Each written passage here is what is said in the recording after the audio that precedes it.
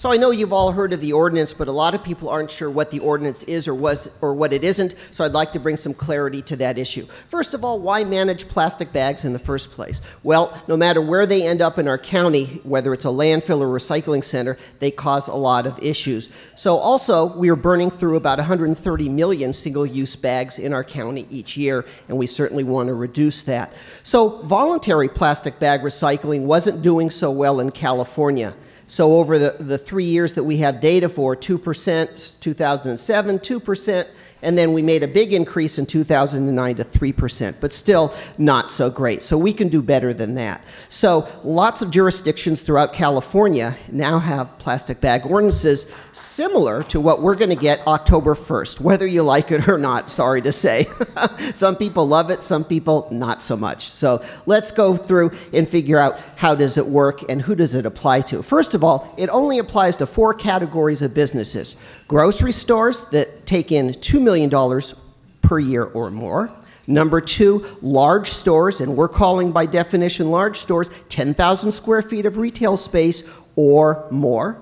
Third category, convenience stores that sell limited amounts of food and or alcohol, doesn't matter what their square footage is. And category 4, pharmacies. So those are the 4 categories that the plastic bag ordinance relates to. What will they be required to do? First of all, don't give out any more single-use plastic bags. Secondly, if a consumer doesn't bring a reusable bag, provide them with a bag for a cost of 10 cents or a little bit more. By the way, our definition of reusable bags is they need to have a handle. That's why there's a little handle on that one. And third, the groups or businesses that the ordinance applies to must have for sale reusable bags right there. Now, think about this. If you're a business, don't look at this as a liability. Look at it as an asset. Take that bag, put your logo on it, put your website on it, encourage people to use it and tote it everywhere they go, advertising your business. Just to show you that I practice what I preach, I was a retailer in another lifetime.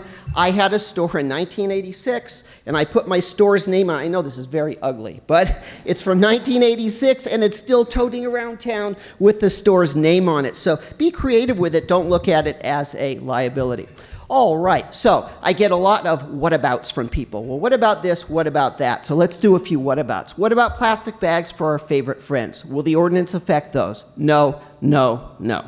All right, what about I go to the grocery store. I want those plastic bags for my produce. Not a problem. Ordinance doesn't affect that. So any bag used to protect one grocery item from another is not in the ordinance. So you get your bags for your poultry, your meat, your fish, and all your produce. Ordinance has nothing to do with that.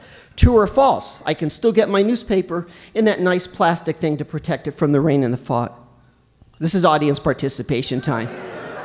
True, you still get your plastic bag for that. All right, very good. Audience participation. I can shop with any kind of plastic bag I want. I can take in a single-use plastic bag and go shopping with my favorite disposable single-use bag, regardless of the ordinance, as a consumer. True. True. Isn't that a breath of fresh air? Okay, so many people are surprised to learn about that. Okay, so quickly to review. 4 categories of storage. Over 10,000 square feet. Grocery stores, $2 million or more. Convenience stores, regardless of the square footage. And pharmacies. Very simple. So those are the businesses that the ordinance applies to. Now, how can I get a copy of the ordinance? Go to iwma.com. When you do, that's what you'll see. Then go right over there to that right side where it says ordinances, click on that. You can download a PDF. Better than that, if you want someone to come to your business, call 782-8530. Patty Tays will come over and walk you through the ordinance to give you that comfort level that you want. If you're more of an emailer than a caller, you can email her at that address, and she will be happy to work with you in any way we can. So, the reality is the ordinance, I think, will be easy for consumers and businesses to merge into with just a little bit of knowledge. IWMA is here to help make that transition as pleasant and pain-free as possible. Thank you. Good morning, SLO.